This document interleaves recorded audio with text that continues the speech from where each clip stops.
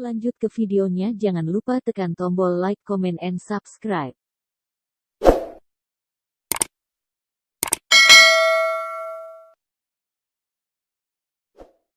Terima kasih telah menekan tombol subscribe channel ini dan semoga terhibur dengan channel ini. Malam ini betul-betul suasana sangat berbeda. Dalam banyak kesempatan saya ke Solo, baru hari ini saya merasakan nyaman. Sungguh. Kenapa? Karena kita berkumpul bersama ya dengan berbagai macam agama, kepercayaan. Tapi kita bisa saling bertukar pikiran, sharing seperti ini. Ini yang saya katakan betul-betul membahagiakan. Ya, kalau semua agama Buddha semua malah kadang-kadang kurang nyaman. Kita wawasannya jadi nggak tambah. Tapi dengan bermacam-macam begini, saya pikir ini akan sangat baik sekali. Seperti yang tadi Bapak sampaikan, sebetulnya kalau saya melihat bukan agamanya Pak. Jadi kalau mungkin Bapak mengatakan, oh agama A, agama B kok seperti ini. Saya sebetulnya menyadari itu adalah perilaku pribadi masing-masing. Yang tadi seperti disampaikan juga pada saat pertama berkata tadi adalah bahwa mungkin itu adalah kesalahan persepsi dari pemimpin agama tersebut. Kenapa demikian? Kalau kita jangan melihat Indonesia secara lokal, marilah kita melihat secara global. Di dunia ini banyak agama yang menjadi dasar sebuah negara. Katakanlah Thailand, dia berdasarkan agama Buddha. Kemudian di Arab berdasarkan Islam.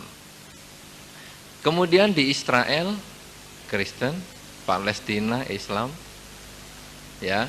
Kemudian di India sendiri sekarang Hindu.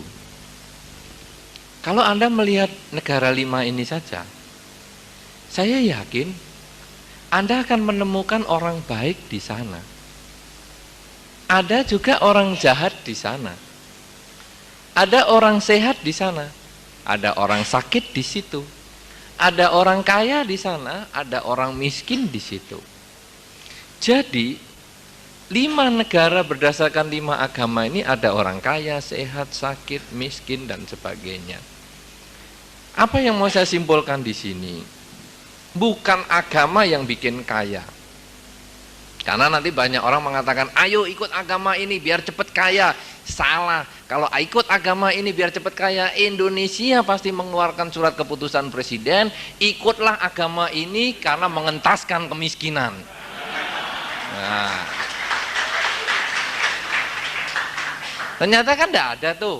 Nah, jadi 5 agama ini di negara berdasarkan 5 agama ini juga ada orang miskin. Sehat sakit juga bukan karena agama. Ikut agama ini nanti cepat sehat. Berarti di agama, di negara berdasarkan agamamu tidak ada rumah sakit. Semua didoain sembuh. Tidak juga. Ayo ikut agama ini.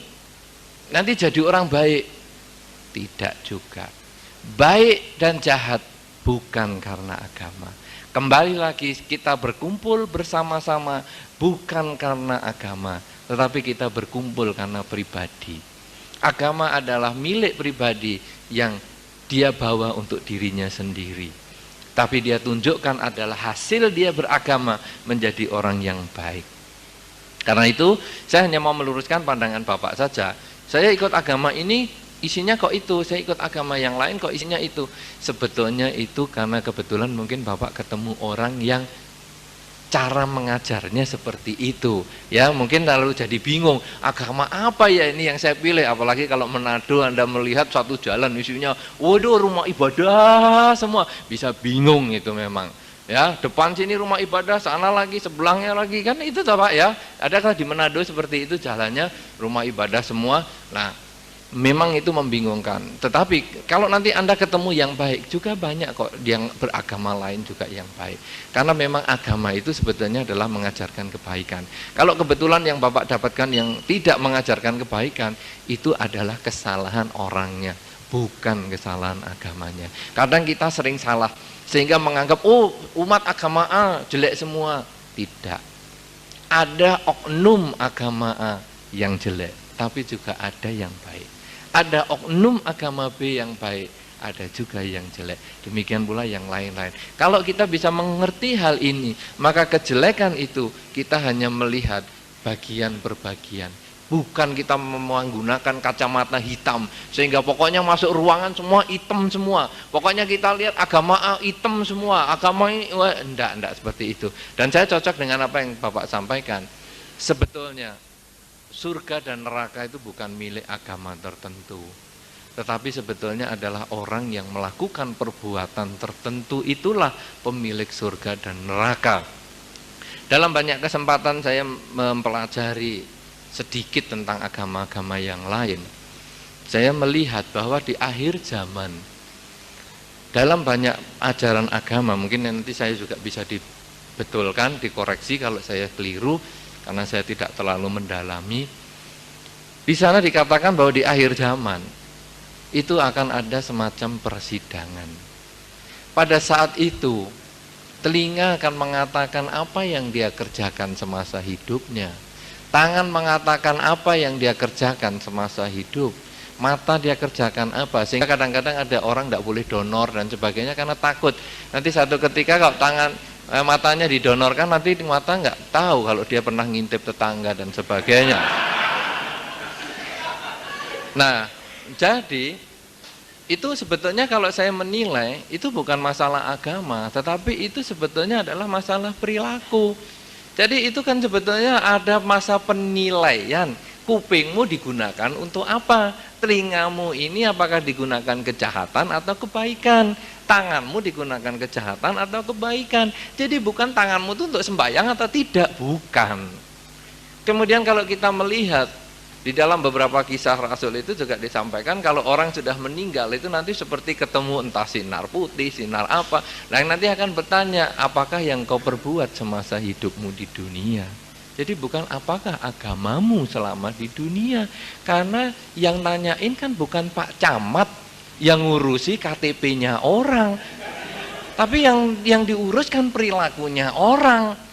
Nah kemudian juga kalau di kelenteng-kelenteng sering kita melihat Gyamloong itu kalau mengadili orang itu nanti akan menimbang jantungnya.